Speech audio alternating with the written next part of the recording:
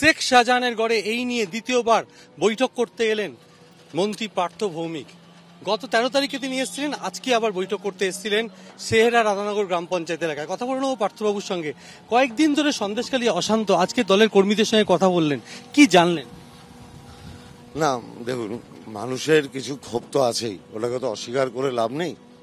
আমরা সেই ক্ষোভের কথা 13 তারিখ এসেও শুনেছি, আজকেও শুনলাম, এবং 13 তারিখ এসে যত ক্ষোভের কথা শুনেছিলাম আজকে সেটা মেটানোর কিছুটা চেষ্টা করেছি। সেটা দলের কর্মীদের সাথে কথা বলে দলের কর্মীরা একত্রিত হয়ে আমরা সেই ক্ষোভ মেটানোর প্রক্রিয়া শুরু করেছি।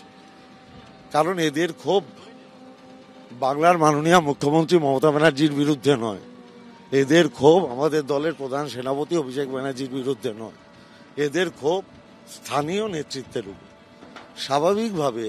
এবং যে ক্ষোভের যথার্থতা আছে, এবং যথার্থতা আছে বলেই দলীয় তদন্ত করে উত্তমকে একদিনের মধ্যে আমরা সাসপেন্ড করে দিয়েছিলাম দল থেকে।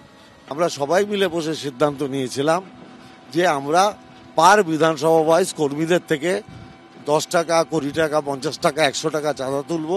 এখানে মাত্র বোধহয় আর লাখ 2-1 টাকার মতো আছে, আমরা ভাগ করে দিয়ে দেবো। সেটা তো উত্তম সরকারের, শিবু হাজরার বিরুদ্ধেও তো টাকা না দেওয়ার অভিযোগ। না, আমাদের কাছে এরকম কোনো অভিযোগ এখনো আসেনি। আজকে একটা দোকানের তালিকা এসছে যে দোকানদাররা টাকা পায়। এখন সেটা কি পারপাস পায় সেই কাগজটা আমরা নিয়েছি, অনুসন্ধান করব, তারপরে দেখব। কোথাও কি দলের অন্তরে কোনো সমস্যা রয়েছে? দেখুন, মানুষই হচ্ছে দলের শক্তি। মমতা ব্যানার্জি বারবারই বলেন মানুষ হচ্ছে আমার প্রধান শক্তি। মানুষ যখন হোস্টাইল হয় তখন দলকে ইন্টারফেয়ার করতে হয়। স্বাভাবিকভাবে যদি দলের কেউ কোনো অন্যায় করে থাকে দল সেটাকে রেয়াত করবে না কিংবা বরদাস্ত করবে না। দল যদি পার্থ চ্যাটার্জিকে বরদাস্ত না করে তাহলে উত্তমরা কি? সন্দেশখালী কাণ্ড নিয়ে তোলপাড়ের মধ্যেই রাজ্যে আসছেন প্রধানমন্ত্রী নরেন্দ্র মোদী। 7ই মার্চ বারাসাতে সভা করবেন তিনি, এমনটাই জানিয়েছেন সুকান্ত মজুমদার। তিনি বলেছেন সন্দেশখালীতে মহিলাদের ওপর অত্যাচারের প্রতিবাদ জানানো হবে। প্রতিবাদ জানাতেই আসছেন প্রধানমন্ত্রী। মাননীয় প্রধানমন্ত্রী সভাকে সম্বোধিত করবেন 7ই মার্চ।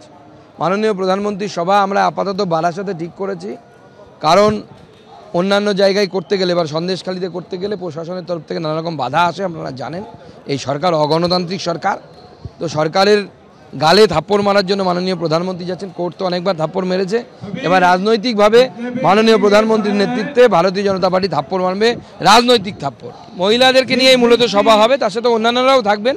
কিন্তু মহিলাদের উপর যে অত্যাচার হয়েছে এই অত্যাচারকে কোনোভাবে সহ্য করা যায় না, এবং তার প্রতিবাদ জানাতে মাননীয় প্রধানমন্ত্রী যাচ্ছেন, মহিলাদের পাশে দাঁড়াতে যাচ্ছেন, সন্দেশকালীন মা বোনেদের সাথে থাকার বার্তা দিতে যাচ্ছেন।